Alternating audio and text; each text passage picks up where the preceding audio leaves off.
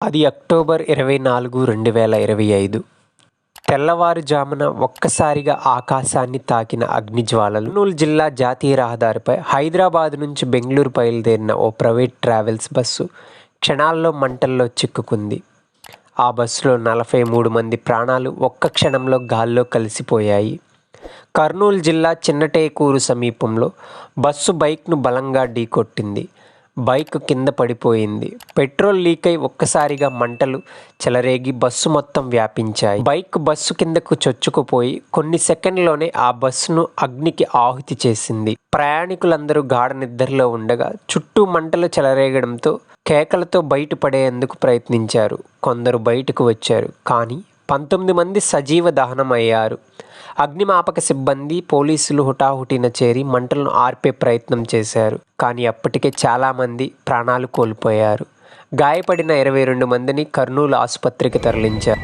ఈ దృశ్యాలు చూసిన ఎవరికైనా సరే కన్నీళ్లు ఆగవు. ఈ ప్రమాదంలో మరణించిన వారిలో చాలామంది హైదరాబాద్కు చెందిన వారే ఉన్నారు.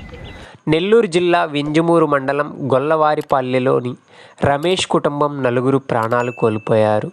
తండ్రి రమేష్, తల్లి అనూష, పిల్లలు మన్విత, మనీష. ఒకే కుటుంబం మొత్తం అంతమైపోయింది.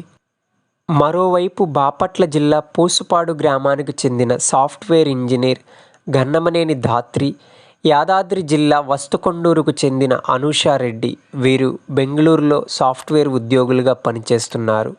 ఈ ఘటనలో వీరు కూడా ప్రాణాలు కోల్పోయారు. విషయం తెలుసుకున్న ధాత్రి తల్లి వాణి, అనూష తల్లిదండ్రులు కన్నీరు మున్నీరు అవుతున్నారు. ఇదే ప్రమాదంలో మరో విషాదకర ఘటన చోటు చేసుకుంది. పటాన్చెరులో బస్సు ఎక్కిన కిషోర్ బేబీ తల్లి, కుమారుడు మృతి చెందారు.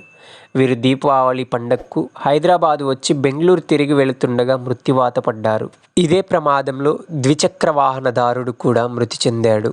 ఇతడు కర్నూలు మండలం ప్రజానగర్కు చెందిన శివశంకరగా గుర్తించారు.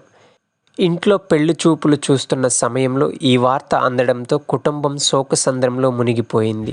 ఇంతటి భయానకర ప్రమాదానికి కారణమైన బస్సుపై షాకింగ్ విషయాలు బయటపడ్డాయి.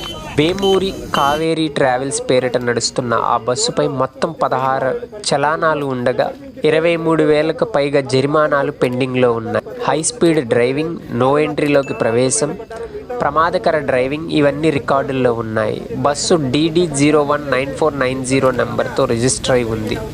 2014 నమోదై 2030 వరకు టూరిస్ట్ పర్మిట్ కలిగి ఉంది. ఫిట్నెస్, ఇన్సూరెన్స్ అన్నీ ఉన్నా ఆ డ్రైవర్ నిర్లక్ష్యం వందల ప్రాణాలను ప్రమాదంలోకి నెట్టింది.